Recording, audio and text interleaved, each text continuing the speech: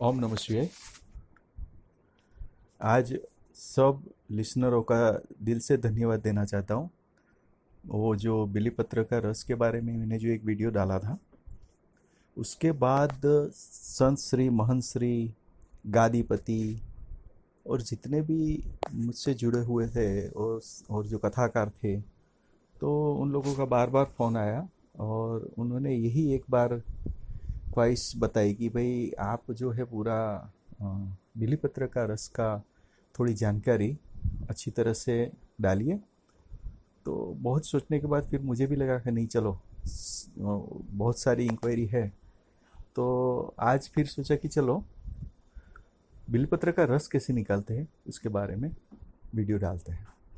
देखिए, बिली पत्र का रस निकालने के लिए बहुत सारी विधियां हैं।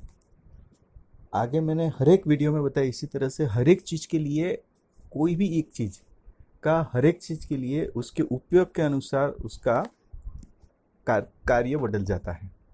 इसीलिए मैंने इस वीडियो को 3 कैटेगरी में बांटा।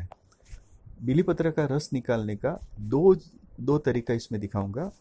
पहला एक तरीका अभी दिखा दूंगा, ताकि जिन लोगों को सिर्फ बिली पत्र का रस निकालना है, बिली पत्र क्या है, बिली पत्र का रस निकालने क्यों चाहिए, या बिली पत्र क्या का महत्व, ये सब नहीं जानना है और सिर्फ रस निकालने से ही उसको इंटरेस्ट है, उसके लिए पहली बार। दूसरा जो है वो पूरा वीडियो देखेंगे, लाइक करेंगे, सब्सक्राइब करेंगे, तो उसका पूरा वीडियो देखने के बाद पता चलेगा कि सही में बिलीपत्र क्या है, उसका रस कैसे निकलता है, क्यों निकालना चाहिए। इस सब विधि उसके अंदर उसको दिखेगी और जस्टिफिकेशन भी होगा। और मेरा ये पर्सनल ये मानना है कि जब तक पूरा आप नॉलेज नहीं लेते तब तक कोई मतलब नहीं रहता है। ठीक है, तो चले पहले जिन लोगों को बहुत ही हड़बड़ी होती है हर बात में, उसके लिए बता देते हैं कि पहला कि बिली पत्र का रस, मुझे पता है कि कितने लोगों ने ऐसे भी फ़ोन आए हैं कि कितने लोगों ने क्या किया पता है, बिली पत्र को लिया, मिक्सर में डाला और रस निकाल दिया। तो यहाँ पे इसीलिए मैंने सोचा कि देखिए, जहाँ तक मेरी तो हमेशा कोशिश यही रही है कि आपको जो भी बताया जाए उसके अंदर सातत्य होना चाहिए और आप मिसगाइड ना हो। ठीक है, आप अपने लॉजिक से काम करते हो और अगर मेरे पास आया वो बात तो मैं उसको सुधारने की कोशिश करता हूँ। तो पहली बात, बिली पत्र का रस कभी भी मिक्सचर में निकालना नहीं चाहिए। दूसरी बात कि मिक्स जब आप बिली पत्र का रस निकालते हो उसके अंदर धातु को टच नहीं होना चाहिए। तीसरी बात कि बिली पत्र का रस निकालने के लिए या कोई भी रस निकालने के लिए आपको उसके अंदर पानी नहीं डालना है। ये 3 फंडा आपको याद रखना है। चलिए, जिसको बहुत हड़बड़ी है उसके लिए पहले जो मैं 2 प्रक्रिया बताने वाला हूँ बेल पत्र का रस निकालने की, उसकी पहली प्रक्रिया दिखा देते हैं कि आप बेल पत्र लीजिए। बेल पत्र को पहली प्रक्रिया दिखाते हैं और दूसरी प्रक्रिया पूरा वीडियो के कहीं पे भी मैं बता दूंगा। ठीक है, तो पहली प्रक्रिया जो है बेल पत्र का रस निकालने की, वो ये है कि आप खरल लीजिए। खरल के अंदर पत्ते, बेल पत्र के पत्ते लीजिए, और मैं आपको यही रिक्वेस्ट करता हूँ कि जहाँ तक हो सके वहाँ तक कम पत्ते का इस्तेमाल करो आप। उसके बारे में बाद में बात करेंगे। सीधा अभी ये जो टॉपिक है उसके ऊपर रहते हैं। तो बेली पत्र आप लीजिए, वो कोई ज़रूर नहीं है कि कोमल बेली पत्र लीजिए, हार्ड बेली पत्र आप कोई भी ले लो। उसके बाद वो जो बीच की जो तनी आती है ना, उसकी बीच की, उसको छोड़ के 2 भाग में निकाल के, वो जो बीच का है उसको निकाल के, दोनों साइड से निकाल के खरल के अंदर डाल के आराम से शिव जी का नाम लेते हुए ओम नमः शिवाय, या जो भी शिव जी का आपको नाम आता है, या जो भी 108 है, 1008 है, वो नाम बोलते हुए आप आराम से उसका खरल करिए। और फिर उसको एक सूत के कपड़ा जो वाइट आता है ना, उसमें डाल के आप निकालोगे तो आपको चाहिए उतना रस निकल जाएगा। ठीक है, तो ये आपको बेलपत्र का रस निकालने की एक प्रक्रिया खरल के माध्यम से कैसे निकलता है वो बता दी। अच्छा, अभी थोड़ा डिटेल में जाने की कोशिश करते हैं। यहाँ पे जो लोग को सिर्फ रस निकालने की जो थी हड़बड़ी, वो लोग इतना सुन के निकल जाएंगे। अगर आप इससे ज़्यादा सुनते हो तो इसकी माहिती आपको और भी अच्छा और इंटरेस्टिंग मिलने वाली है। तो आशा करता हूँ कि आप ये पूरा वीडियो देखेंगे, लाइक करेंगे, शेयर करेंगे और सब्सक्राइब करना मत भूलिए। आप जब सब्सक्राइब करते हो तो इससे हमें मोटिवेशन मिलता है, और आप कमेंट, तो मानता हूँ मैं कि कमेंट आपकी बहुत अच्छी आती है, और इसीलिए मुझे वीडियो बनाने का बहुत मन करता है और मैं बहुत मेहनत करने के बाद आपके लिए ये सब वीडियो बनाता हूँ। तो बिलीपत्र के बारे में थोड़ा कुछ समझ लेते हैं। जो लोग जानते हैं ना, वो लोग ये भी जानते हैं कि बिलीपत्र तीन तीन पत्ते का ही आता है, कोई उसके ऊपर के है। वो लोग बोलते हैं कि 5 पत्ते का भी बिलपत्र होता है। और भी जो स्मार्ट या उन्होंने सुना होगा, और बहुत कम लोग होते हैं जिन्होंने देखा भी होता है कि 7 पत्ते का भी बिलपत्र आता है। 5 पत्ते का और 7 पत्ते का बिलपत्र आपको हिमालय की साइड पे मिलेगा। पर मेरा ये मानना है, हालांकि मैंने नहीं देखा है कभी 5 पत्ते और 7 पत्ते वाला, मैंने सुना है 3 पत्ते वाला तो हर कोई देख लेता है। तो मैं ये कहना चाहता हूँ कि 3 पत्ते का बिलपत्र हो या 5 पत्ते का बिलपत्र हो और 7 पत्ते का बिलपत्र हो, हमें कुछ लेना देना नहीं है। जनरली जहाँ पे भी शास्त्रों के बारे में और यूनिवर्सली बात आती है, वहाँ तक बिलपत्र 3 पत्तों वाला ही ठीक है और उससे ही काम चल जाता है। ठीक है। दूसरी, आपने कई शास्त्रों में भी देखा होगा और कहीं जगह पे सुना होगा कि बिलपत्र का रस नहीं निकलता है। कोई लोग ऐसी भ्रांति रखते हैं कि श्रावण महीने में निकलना चाहिए, कोई लोग बोलते हैं कि इस टाइम पे निकलना चाहिए, उस टाइम पे नहीं निकलना चाहिए। तो मैं यहाँ पे ये कहना चाहता हूँ कि मैंने जो ये पहला फॉर्मूला दिखाया है उसके द्वारा आप कभी भी रस निकाल सकते हो। हाँ, आपको ये ध्यान रखना है कि शाम के टाइम पे मत करो काम, शाम के टाइम पे काम नहीं करना है। उसके लिए जो जानकार है उसको पता है, और मैं यही आपको रिक्वेस्ट करता हूँ कि शाम के टाइम पे आप काम मत करिए। रस तो निकलेगा ही, पर कोशिश करिए कि आपको शाम के टाइम पे काम नहीं करना है। अच्छा, किमियागर की लाइन में जो है उसके लिए आप समझ लेना कि बिलपत्र का रस निकालने की विधि टोटली अलग है। और दूसरा कि उसके लिए उसको शरद ऋतु में ही रस निकालना चाहिए। उसके अंदर आपको जहाँ तक हो सके वहाँ तक नक्षत्र और तिथि का भी ध्यान रखना पड़ता है। तो ये बात हो गई किमियागरों के लिए। ठीक है। तो किमियागरों के लिए ये सब ध्यान में रखने वाली बात है। ठीक है। और दूसरी बात कि जो भी कीमियागर है उसको और एक बात याद रखनी है कि आपको रस निकालना तो आना ही चाहिए। जब कीमियागर जो होते हैं या थोड़े बहुत भी जानकार होते हैं, वो जब बोलते हैं कि मैंने तो मिक्सर में निकाल लिया, तब एक बात समझ में नहीं आती है कि आप इतना शॉर्टकट क्यों मारते हो। इतना शॉर्टकट मारने का मतलब क्या है? इतना शॉर्टकट मारने से काम होने वाला थोड़ी है। तो कुल मिला के कीमियागर जो भी है उसको सही तरीके से बिलपत्र में से रस निकालना आना ही चाहिए। ठीक है। ये बात आपको याद रखनी है। जब तक आपको ये लॉजिक नहीं पता चलता है तब तक कोई मतलब ही नहीं है आप कीमियागरी में आगे बढ़ो, या फिर वनस्पति शास्त्र के अंदर कोई भी क्रिया जब बताई गई और आप करोगे तो उसका कोई आपको मतलब ही नहीं रहेगा। यहाँ पे एक और एक आप बात बता दूँ, चलो ठीक है वो बाद में बात करेंगे। उसके लिए मैं सोचता हूँ कि पूरा वीडियो ही बना दूंगा। तो दूसरा, बिलीपत्र के अंदर मैं ये कहना चाहता हूँ कि जब मैं इम्पोर्टेंस ऑफ बिलीपत्र बता रहा था ना, तो मैं ये कहना चाहता हूँ कि बिलीपत्र है ना, आपने देखा होगा श्रावण महीने के अंदर, मैं किसी की क्रिटिसाइज नहीं कर रहा हूँ। ठीक है।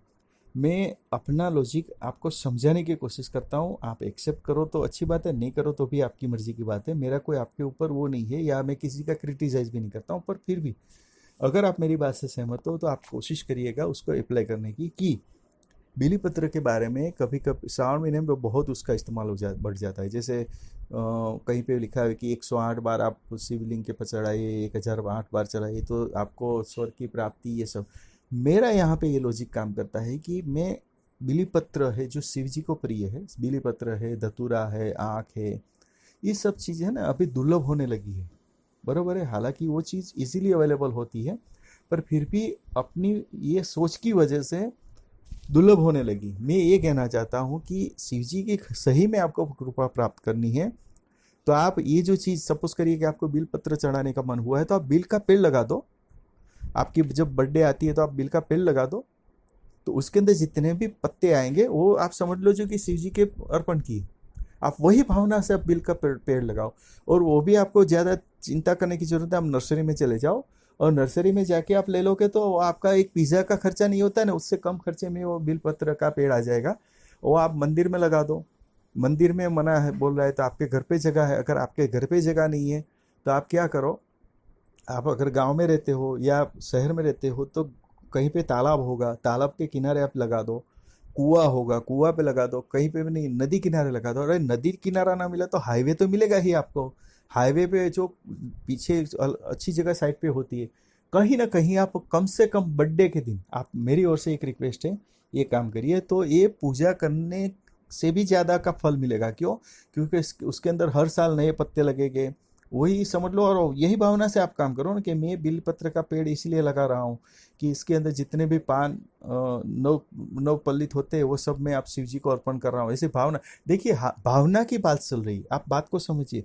तो मैं ये कहना चाहता हूँ कि बिलपत्र है, सफ़ेद आँख है, धतूरा है, जो भी चीज़ आपको शिव जी के ऊपर चढ़ानी लगती है तो आप शिव जी के ऊपर चढ़ाइए, पर कम से कम चढ़ाइए। सपोज आप 5 बिलपत्र पर चढ़ा के आप काम निपटा लीजिए, और फिर अपनी बर्थडे पे या जब आपकी पूजा करने की इच्छा हो तो और एक पेड़ लगाइए। और मैं, आप मानिए, नर्सरी में इजीली अवेलेबल है, मिल जाता है, ठीक है। तो ये बात आपको मैं रिक्वेस्ट कर रहा हूँ कि आप इससे ध्यान रखिए। बिलपत्र का और 2 बात लास्ट करना चाहता हूँ। एक बात है कि मैंने कहीं पे पढ़ा था कि जब प्रलय आएगा ना तो 3 चीज़ ही बचने वाली है। नगरी में काशी बचेगी, पेड़ में या वृक्ष में बोले तो बिलपत्र बचेगा, और तीसरा नदी में नर्मदा बचने वाली है। इतना महत्व बिलपत्र का है, आप समझे। ये लॉजिक हमें, जो भी पूजा करने की बात आती है वहाँ पे ये सब लॉजिक पकड़ना पड़ेगा। जब तक आप ये लॉजिक नहीं पकड़ते तब तक मतलब नहीं है। तो ये अमर चीज़ है, कहने का तात्पर्य क्या है कि बिल जो है वो अमर है, अमर चीज़ है, और उससे हमें अपने लिए भी फ़ायदा उठाना चाहिए। कैसे उठाना है वो कभी मोड़ आया तो हम दिखाएंगे, अभी तो इसमें ज़्यादा हम नहीं डिटेल्स में जाएंगे। तीसरा लॉजिक यहाँ पे बताता हूँ कि आपको पता होगा गांधर्व राज पुष्पदंत का आपने नाम सुना हो, मैंने ये कहीं पे पढ़ा था, जो पढ़ा है मैं बोलूँगा कहीं पे पढ़ा था, ठीक है। तो गांधर्व राज जो पुष्पदंत थे उसकी बहुत सारी सिद्धियाँ थी। आपको पता है जब उसने बिलपत्र को सिर्फ लांधा था तो उसकी जो लांघा था तो उसका पूरी सिद्धियाँ नष्ट हो गई थी। ये इंपॉर्टेंस है बिलपत्र का। और श्रावण महीने में हम लोग क्या करते हैं वो आप भी जानते हो, मैं भी जानता हूँ। तो कुल मिला के ये कहना चाहते हैं कि आपको बिली को इस तरह से इम्पोर्टेंस देना है, और इस तरह से आप काम में ध्यान दीजिए तो पक्का मुझे विश्वास है कि सही तरह से जो शास्त्र में बताया गया है उसको हम समझेंगे, उसी हिसाब से प्रभु प्राप्ति या प्रभु कृपा भी प्राप्त कर सकते हैं। हमें सिर्फ अपना सोचने का तरीका बदलना पड़ेगा। वहाँ पे जो बताया गया है धर्म के अंदर या ब्राह्मण लोग या कोई बताते हैं तो उसका मर्म आप समझिए, उसका मर्म जो है वो समझ के फिर आपको काम करना चाहिए। चलिए तो फिर टाइम हो गया है, मैं आपको दिखा देता हूँ कि दूसरा तरीका क्या है, बिलपत्र के पेड़, बिलपत्र से रस कैसे निकाला जाए। सिर्फ 2 या 5 मिनट में निकल जाएगा, बहुत आसान तरीका है और कारगर तरीका है। आप क्या करें, तांबे का अपने पास लोटा होता है जो हम पूजा के सूर्य अर्पण के लिए जो पानी जल चढ़ाते, वो तांबे का लोटा लीजिए, उसको आप गैस में या स्टोव में कैसे भी आप उसको गर्म करिए।